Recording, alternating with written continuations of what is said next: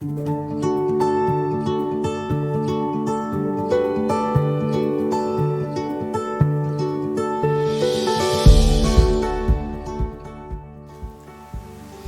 वालेकुम, मेरा नाम डॉक्टर सोम्या इक़्तिदार है और मैं किंग एडवर्ड मेडिकल यूनिवर्सिटी में एसोसिएट प्रोफेसर ऑफ मेडिसिन के फ़राइज़ सर अंजाम दे रही हूँ। मैं Pakistan society of internal medicine में सेक्रेटरी जनरल के तौर पे भी काम कर रही हूँ। एक चीज़ जो 1920s में हमारे सामने आई वो एक ऐसा विटामिन था जिसे हम बोन हेल्थ से हमेशा एसोसिएट करते हैं, जिसे हम विटामिन डी कहते हैं, जिसे हम सनशाइन विटामिन भी कहते हैं, इसलिए क्योंकि ये सूरज की रोशनी से हमारे जिस्म के अंदर पैदा होता है। 1920s तक तो हमें शायद यही पता था कि हमारी जो बोन हेल्थ या मसल हेल्थ है उसमें विटामिन डी का बहुत रोल है, लेकिन जैसे जैसे तहकीक आगे बढ़ती रही तो हमें पता चला कि ये ऐसा गोल्डन विटामिन है जिसका जिस्म के बहुत सारे फंक्शंस में अहम दखल है। इसमें बॉडी का इम्यून फंक्शन भी शामिल है, हमारी न्यूरोमस्कुलर हेल्थ भी शामिल है, इन्फ्लेमेशन या इन्फेक्शन से लड़ने का जो अमल दखल है उसमें भी विटामिन डी का रोल है, और बहुत से कैंसर से भी बचाव का जरिया है अगर ये विटामिन डी के लेवल्स हमारी बॉडी में अच्छे हों। तो ये बहुत ज़रूरी है कि हम जांचें कि हमारे जिस्म में क्या विटामिन डी की कमी तो नहीं है। अब ये कैसे पता चलेगा कि विटामिन डी की कमी है? कुछ तो इसके सिम्टम्स या अलामात होती हैं, लेकिन वो अलामात बहुत नॉन स्पेसिफिक हैं, जैसे जिस्म में दर्दों का होना, थकावट का एहसास होना, पूरी तरह से कंसंट्रेशन ना किसी चीज़ पे कर सकना, हर वक्त जो है वो एक फटीग की कैफियत, ऐसे लोगों की अलामात हैं जिनसे प्रेजेंट करते हैं। लेकिन क्योंकि ये बहुत नॉन स्पेसिफिक है तो ये जांचना कि विटामिन डी का लेवल आपकी बॉडी में कितना है बहुत ज़रूरी है, जिसके लिए हम विटामिन डी के लेवल्स आपके ब्लड में चेक कर सकते हैं।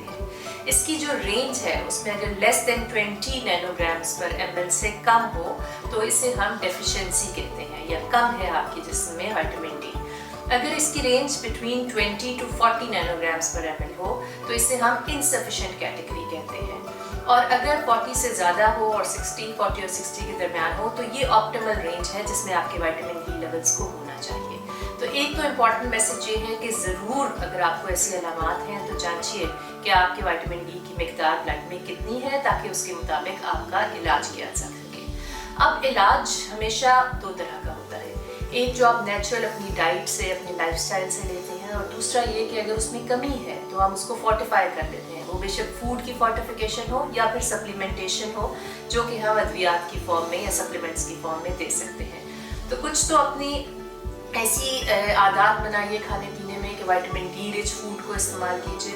विटामिन डी एक्चुअली बहुत सारे खानों में ऐसे में होता है जो हमारे रूटीन के इस्तेमाल में नहीं होते, मतलब सी फूड में ज़्यादा इसकी क्वांटिटी होती है, या ऐसे फूड में जिनका फैट कंटेंट ज़्यादा है जिसे जनरली हम अवॉइड करना चाहते हैं।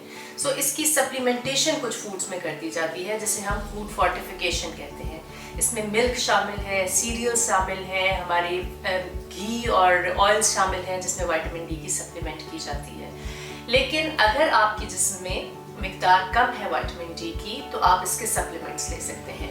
बहुत सी कंपनियों के अच्छे और रिलायबल विटामिन डी के सप्लीमेंट्स मार्केट में अवेलेबल है, और ये डिफरेंट स्ट्रेंथ्स में आते हैं। बच्चों में कतरों की फॉर्म में भी आते हैं, बड़ों के लिए ये इंजेक्शंस की फॉर्म में भी आ सकते हैं, सॉफ्ट जेल कैप्सूल की फॉर्म में भी हैं, और 10,000, 5,000 और 200,000 की स्ट्रेंथ के अंदर, डिफरेंट स्ट्रेंथ्स के अंदर अवेलेबल होते हैं। अगर तो आपके जिस्म में विटामिन डी की तादाद बहुत कम है तो फिर आपको लोडिंग डोज दी जाती है, उसके बाद आपको मेंटेनेंस थेरेपी पे रखा जाता है। लेकिन अगर ये इनसफिशिएंट है या ऑप्टिमल है तो आपको एक low dose vitamin D supplementation पे रखा जाता है ताकि आपकी हेल्थ को इम्प्रूव कर सके। अभी जो दौर चल रहा है, आपको पता है कि पिछले साल से तकरीबन हमारे पास एक ही टॉपिक ज़ेरे बहस है, विच इज़ कोविड-19 या जो SARS-CoV-2 वायरस है जो कि कोविड-19 डिजीज़ करता है। और जैसे जैसे तहकीक हुई है उसमें हमने ये देखा है कि कोविड-19 में भी इसका बहुत अच्छा रोल है। जो पेशेंट्स जिनका विटामिन डी लेवल कम है उनमें कोविड-19 होने के चांसेस भी ज़्यादा देखे गए, और रिसर्च ने ये भी बताया कि उनमें मोर सीवियर डिजीज़ और हॉस्पिटलाइजेशन और ICU में एडमिशन का रेट भी ज़्यादा था। इसके बरक्स जिन लोगों के लेवल्स बेहतर थे उन्होंने ज़्यादा अच्छा कोप अप किया इस डिजीज़ के साथ, उनको बीमारी हुई भी कम, और अगर बीमारी हुई तो ज़्यादा सीरियस इलनेस नहीं हुई। तो मेरा मैसेज आज सब लोगों के लिए यही है कि अपनी ओवरऑल हेल्थ की इम्प्रूव ट्रीटमेंट के लिए एक और बहुत इंपॉर्टेंट एस्पेक्ट विटामिन डी का है, और इसको भी ज़रूर मद्देनज़र रखिए जब आप अपने रूटीन के टेस्ट करवाते हैं, जिसमें आपके शुगर, ब्लड प्रेशर का मुआयना होता है, यूरिक एसिड का टेस्ट करते हैं, गुर्दे या जिगर के चेक कराते हैं, तो विटामिन डी का टेस्ट भी ज़रूर कराइए और ये जांचिए कि आपके लेवल्स कैसे हैं। Thank you.